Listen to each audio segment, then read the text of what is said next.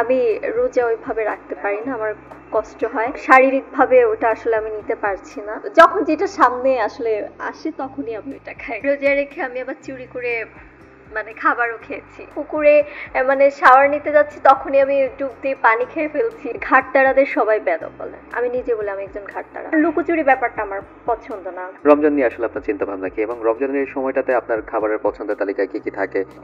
রমজানে যে চিন্তা ভাবনা, এই যে আপনার এই শোটা শেষ করে আমি খুলনায় চলে যাব, পরিবারের সাথে এই রমজান মাসটা কাটাবো। এবং সত্যি কথা বলতে মিথ্যা বলে লাভ নেই, আমি রোজা ওইভাবে রাখতে পারি না, আমার খুব কষ্ট হয়। মানে হয় না যে পারছি না, সিক হয়ে যাচ্ছি, এটা জানি না কেন আমি শারীরিকভাবে ওটা আসলে আমি নিতে পারছি না।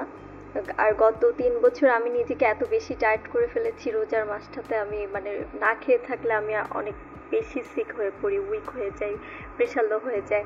তবে যতটুকু সম্ভব আমি চেষ্টা করি রোজা রাখার, আর পরিবারের সাথেই মূলত সময়টা কাটাবো রোজার মাসটা।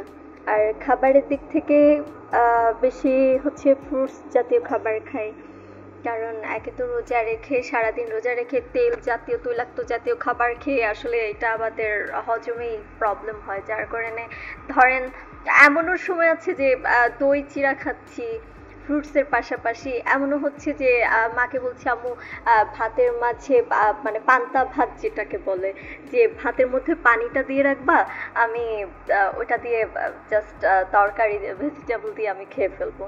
এইভাবে আসলে আমি যখন যেটা সামনে আসলে আসে তখনই আমি এটা খাই, আমার স্পেশালি কোনো কিছু নেই। তবে আমি একটু তৈলাক্ত জাতীয় বেশি খাবারগুলো ওইগুলো অ্যাভয়েড করি। ছোটবেলার একটা স্টোরি আছে, রোজার মাসে ধরেন রোজা রেখেছি আব্বুর মার খাওয়ার ভয়ে, তো রোজা রেখে আমি আবার চুরি করে মানে খাবারও খেয়েছি, এমনও মানে এগুলো আসলে মজার সেই ছোটবেলার মুহূর্ত।